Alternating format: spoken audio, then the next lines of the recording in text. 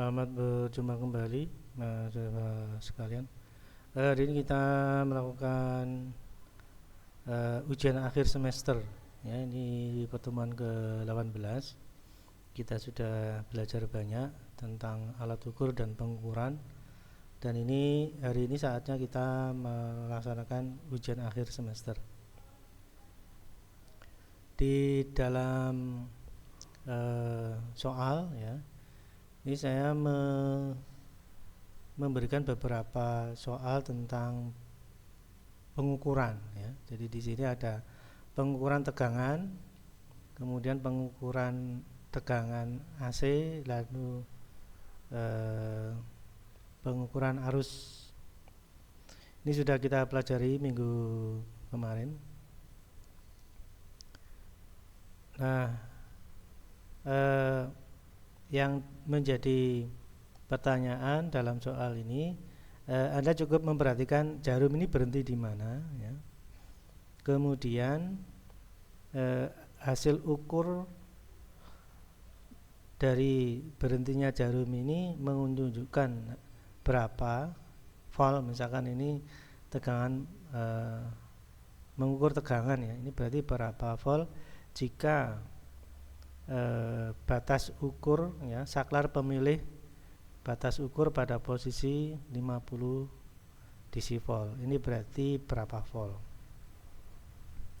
Kemudian yang kedua, kalau batas ukur 250 dV, ini berarti hasil ukurnya berapa. Jadi dengan jarum berhenti di posisi seperti ini untuk batas ukur 250 volt, ini berarti hasil ukurnya berapa volt.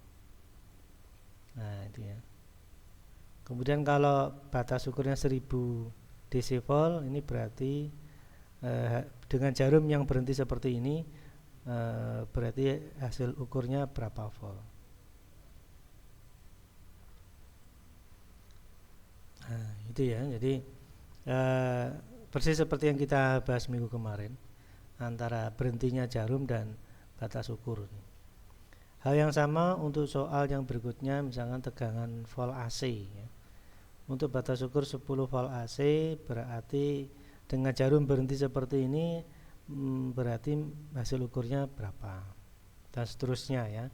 Demikian juga ampere meter, ya, berapa miliampere. Kalau batas ukur yang dipilih 0,25 miliampere dan jarum berhenti di posisi seperti ini, berarti berapa miliampere. Ya, gampang ya. Tinggal mengamati ada jarumnya berhenti di mana. Kemudian soal yang berikutnya yaitu tentang osiloskop, ya. Ini mudah sekali, Anda amati gambarnya, ya. Ya, seperti ini Anda amati satu gelombangnya itu berapa kotak gitu, ya. Nah, kalau ini amplitudenya berapa. Nah, ini yang ditanyakan adalah berapa tegangan AC. AC, ya. Bukan peak to peak, tapi ini AC. Bila volt per div-nya 1 volt per div atau 1 volt per kotak. Lalu untuk berikutnya juga begitu, kalau 2 volt, 5 volt dan 10 volt per div atau per kotak. Nah, ini berarti berapa volt AC, ya. Kemudian ini frekuensi, ya. Frekuensi ini sudah tak kasih tanda, berarti sekian kotak dalam satu periode. Nah, kalau satu kotaknya sekian milisecond, berarti berapa frekuensi gelombangnya ini. Ya, gitu ya. Ini juga sudah kita bahas saat kita mempelajari alat ukur yang kita tinjau pakai osiloskop, ya.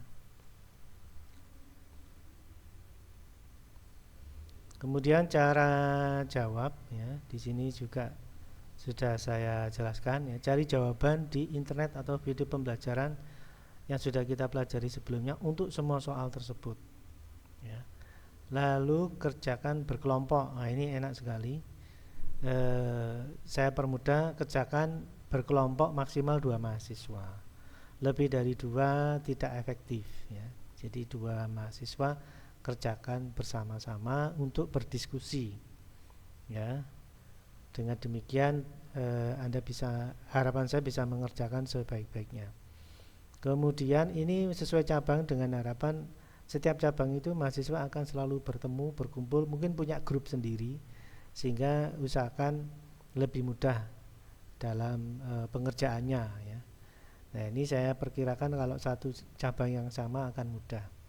Namun bila dimungkinkan cabang yang lain juga nggak apa-apa, yang penting maksimal 2 mahasiswa. Syukur-syukur 1 mahasiswa ya. Jadi saya persilakan 1 mahasiswa boleh, 2 mahasiswa juga boleh ya.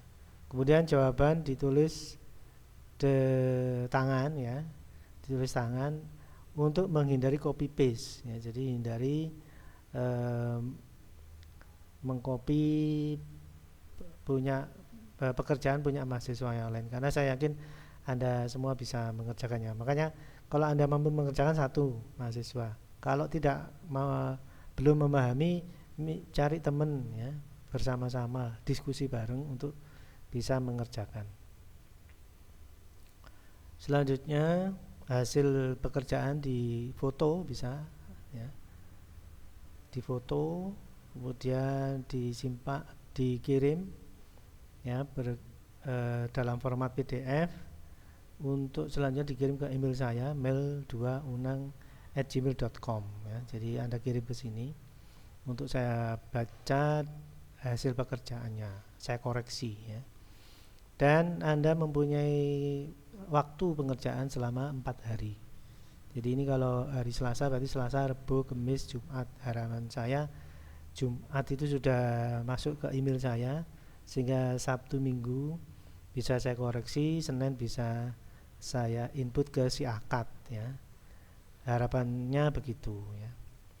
Kemudian jangan lupa ini hanya mahasiswa yang login di si akad yang mendapat nilai. Jadi nanti saya perhitungkan absensi ya. Absensi mahasiswa dengan nilai mahasiswa itu akan saya akumulasi menjadi nilai akhir. Dan ini menjadi apa ya? Ini sebenarnya wajar, karena kalau kita kuliah tatap muka, maka hari ini kita harus absen dalam lembar absensi ujian ya. Jadi memang kita masih belum kuliah tatap muka, tapi walaupun begitu ya, kita pakai online, Anda juga harus login dan absen ya. Baik, itu mungkin yang bisa saya sampaikan. Kalau belum ada yang belum paham bisa ditanyakan lewat chatting. Baik, saya kira itu dulu. Selamat mengerjakan. Sekian, terima kasih.